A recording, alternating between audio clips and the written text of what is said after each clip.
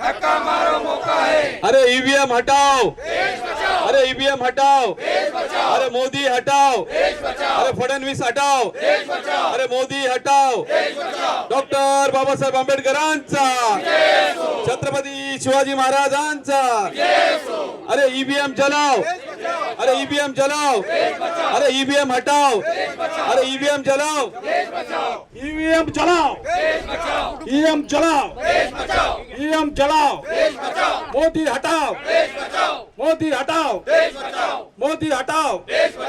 ये देश की जनता भूखी है, ये देश की जनता भूखी है। आज देश की हालत बहुत ही ख़राब हो चुकी है। लोगों के नज़र में ये नहीं आ रहा है कि जिसको चौकीदार कहते थे वो चौकीदार खुद ही चोर निकला। उसने सारे उद्योग जो देश के अपने लाडले अडानी को बेच डाले हैं। तो जब जितने भी उद्योग थे राष्ट्र के वो अडानी को उसने बेच डाले, उसकी वजह से ये हुआ है कि schedule caste, schedule tribe, OBC, Adivasi और मुस्लिम अल्पसंख्यक लोगों को आगे नौकरी मिलने वाली नहीं है। सबके जीवन में अंधेरा फैला है इसने। तो ये बहुत बड़ा गुनाह, देश का बहुत बड़ा गुनाह इसने किया है। देश को बेच डाला है, बेच के खाया है। तो मैं इन सभी को अपील करता हूँ कि अभी इकट्ठा हो जाओ, एक हो जाओ और ये जो मोदी नाम का जो संकट देश पे आया है उसको नेस्त नाबूद करने के लिए हाथ में हाथ मिलाओ।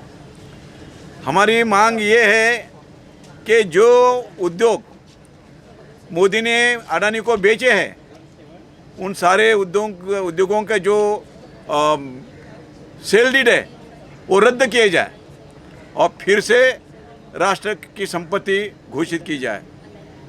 और जिन लोगों ने ये उद्योग खरीदे, जिन लोगों ने बेचे, जिन लोगों के सिग्नेचर से मोदी रहो, फाइनेंस मिनिस्टर रहो, सेक्रेटरी रहो, इन सब पे SC/ST एट्रोसिटी के तहत गुने दाखिल होने चाहिए। दूसरी बात यह है कि पुलवामा में 40 सैनिकों की हत्या हो गई है। वो हत्या कोई पाकिस्तानी लोगों ने नहीं की है, ये सोची साजिश है। ऐसा कहना कश्मीर के भूतपूर्व राज्यपाल सत्यपाल मलिक साहब का है।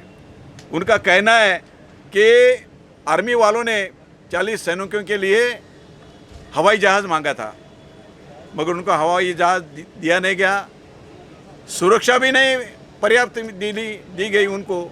और जो कार, मारुति कार 10 दिन वहाँ घूम रही थी, उसी मारुति कार में बॉम्ब रखे थे, उसका ब्लास्ट हुआ और 40 सैनिक मारे गए। इसका मतलब मोदी, अमित शाह और राजनाथ सिंह, इन तीनों ने मिलकर 40 सैनिकों को मार डाला है। तो हमारी ये मांग है कि इन तीनों पे यानी नरेंद्र मोदी, राजनाथ सिंह और अमित शाह के ऊपर मानववध का गुनाह दाखिल करना चाहिए, FIR दर्ज करनी चाहिए। और इन लोगों ने ये मुद्दा पुलवामा का इलेक्शन में उठाया था, आचार संहिता का भंग किया था, इसलिए इन तीनों को यानी कि नरेंद्र मोदी, राजनाथ सिंह और अमित शाह को 2024 के इलेक्शन लड़ने से उनको पाबंदी लानी चाहिए। हमारी और एक मांग है कि दुनिया में सबसे बड़ा काला धन पालने वाला संगठन RSS है और RSS का प्रमुख मोहन भागवत है। तो हमारी ये मांग है कि मोहन भागवत को ED लगाई जाए, अरेस्ट किया जाए उनको, और RSS की जितनी संपत्ति है वो जब्त करके भारत के जितने किसान हैं, जितने मजदूर हैं, उनके बच्चों को शिक्षा और रोज़गार उपलब्ध करने के लिए वो खर्च किए जाए। हमने ये तय किया है कि ये जन आंदोलन बनाना है, EVM मशीन जलाना जन आंदोलन बनाना है। गांव-गांव में जितने बुद्ध विहार हैं, जितने मस्जिदें हैं, ये चर्च है, मंदिर है, उनके मैनेजमेंट से हम मिलेंगे और उनको ये समझाएंगे, उनके हाथों से ये EVM मशीन जलाने का प्रोग्राम करेंगे। हर गांव में प्रोग्राम होगा, हर तालुका, हर जिला, राज्य में तो होगा, अभी राज्य के बाहर भी हम काम करने जा रहे हैं। और जब तक ये 2024 का इलेक्शन आएगा तब तक ये पूरे भारत में ये बात फैली गई होगी और सभी ने अपने अपने जगह ईवीएम जलाए रहेंगे। इसके लिए और एक मैं काम कर रहा हूँ कि हेमंत करके साहब ने जो रिपोर्ट दी है स्वामी आसिमानंद, वो आरएसएस का था है, उसने कोर्ट में कबूला है कि मैं आरएसएस का कट्टर कार्यकर्ता हूँ। आरएसएस का ये षड्यंत्र है कि भारत में आरएसएस बम ब्लास्टिंग करेगा और अब मुसलमानों के ऊपर इल्ज़ाम लगे कि मुसलमानों को बदनाम करेगा, हिंदू मुस्लिम दंगे कराएगा और अराजकता फैलाएगा और 2024 को आर्यवर्त ब्राह्मण राष्ट्र निर्माण करेगा। इस विषय पर मैं एक हिंदी फिल्म बयान स्वामी का कर रहा हूँ और अंग्रेजी फिल्म कन्फेशन ऑफ स्वामी कर रहा हूँ और मेरा दावा है कि जब ये फिल्म रिलीज़ हो जाएगी तब आरएसएस और बीजेपी वालों को मुंह दिखाना मुश्किल हो जाएगा। जो दंगा है वो मोदी मेड दंगा है, आरएसएस मेड दंगा है कि वहाँ 10-15 साल आरएसएस के कार्यकर्ता वहाँ जाकर मित्तई समाज के जो लोग हैं उन्होंने बताया कि आप हिंदू हो, वैष्णव नहीं हो, वो जात पात नहीं मानते थे, बोले नहीं आप हिंदू हो और आप ऊपर कास्ट के हो, तो ये तुम्हारे दुश्मन है आदिवासी। ये झगड़ा उन्होंने लगाया और 4-5 हज़ार लोगों को दंगेखोरों को उन्होंने राइफल्स दिए, गवर्नमेंट के एम्यूनिशन दिए, बॉम्ब फेंकने के लिए दिए। तो ये दंगा जो है वो खुद मोदी और उसकी सरकार ने बनाया हुआ खेल है। तो लोगों को हम यही दिखाना चाहते हैं कि हमको शांतता चाहिए, शांत भारत चाहिए और मोदी ने अशांत भारत बनाया है। हम सब मिलके भारत को शांत बनाएंगे और लोगों को बताएंगे कि अशांत बनाने वाले मोदी आरएसएस और बीजेपी को हमको हटाना है, बर्बाद करना है। बहुजन आक्रोश मोर्चा इसलिए किया है कि जो बहुजनों का ये ब्राह्मण लोगों ने जो सत्यानाश करने का चालू किया है उसके खिलाफ ये हम लोगों ने आज से चालू किया है और ये गांव-गांव में जाके ईवीएम के माध्यम से सब ईवीएम जला देंगे, ईवीएम का पूरा सत्यानाश करेंगे तो सबका नींद खुल जाएगी। सबका बोले तो आरएसएस की नींद खुल जाएगी।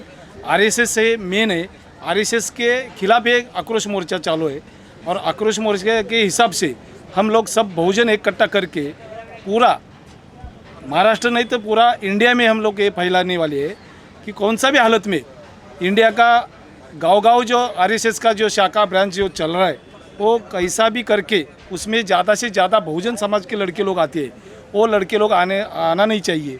ये हमारा एक मिशन उसमें रहेगा और उसके आगे जो भी बहुजन समाज का लड़का आरएसएस में जाएगा उसके माँ बाप को मिलके उसकी जो शाखा भरती है वो उसमें जाने के लिए हम लोग मनाही करेंगे और आक्रोश मोर्चा में उसको शामिल करके उसका अपना जो आक्रोश है उसको बता देंगे और आक्रोश गांव-गांव में कर देंगे। वो आपने जो नाम लिया भिड़े करके, वो नरेंद्र मोदी का, वो नरेंद्र मोदी उसको गुरु मानते उनके हिसाब से। हम लोग तो उसको बिल्कुल ये नहीं करते, लेकिन उन्होंने उनके कान में भरा रहेगा कि तुम ऐसा करो, तिरंगे का अपमान होना चाहिए। इसके हिसाब से उन्होंने जानबूझकर तो तिरंगा लहराने का जो अटका दिया, वो ये सब प्लानबद्ध कार्यक्रम है। इसका प्लानबद्ध कार्यक्रम आरएसएस वाले बनाते, आरएसएस वाले प्लानबद्ध कार्यक्रम करके आज तक किसी का पंतप्रधान का झंडा देखो आप, आज तक देश स्वतंत्र होने के बाद आज तक कभी भी देखो किसी का भी हुआ नहीं। लेकिन मोदी के कार्यकाल में ये दूसरे टर्म में उसी वक्त क्यों ये हो गया? इसका मतलब आरएसएस है। आरएसएस ने ये जानबूझकर किया है क्योंकि उन्होंने संविधान भी बदलने का कोशिश चालू है अभी। वैसा वो संविधान में ये ऐसा भी झंडा लहराने का जो काम है वो जो मेन है, झंडे के लिए अपने लोगों ने कितने लोगों ने जान दिया, उसका संसार उद्ध्वस्त हो गया। तो इतने स्वतंत्र सैनिक का कुछ इनको पड़ा नहीं है। इनको खाली अडानी ये सब जो लोग हैं इनको पूरा देश का विध्वंस करने का काम चालू है और इसका मतलब उन्होंने झंडे में आधा रख के दिखा दिया सबको कि ये सब हम लोग तिरंगा हटाने वाले। अपना जो 12 बलूती 18 पकड़ जाती है उसमें 12वां बलूता मुसलमान है।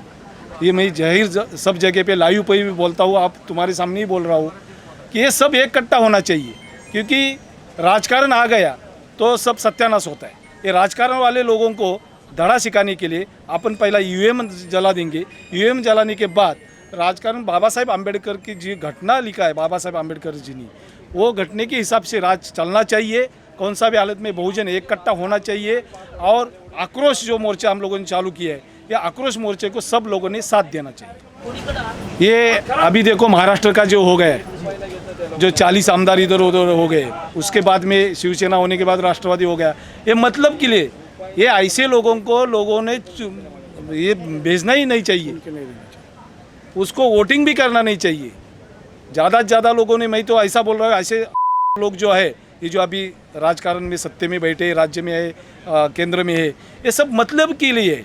इसको इनका सबका जगह दिखाना चाहिए कौन सा भी हालत में। ऐसा जगह है वोटिंग के बारे में, जब भी अपन वोटिंग करते हैं आपको एक सेवट का ये रहता है, मालूम है आपको, जो भी उम्मीदवार रहेगा उसके लास्ट में एक नोटा रहता है, वो नोटा दबा दो।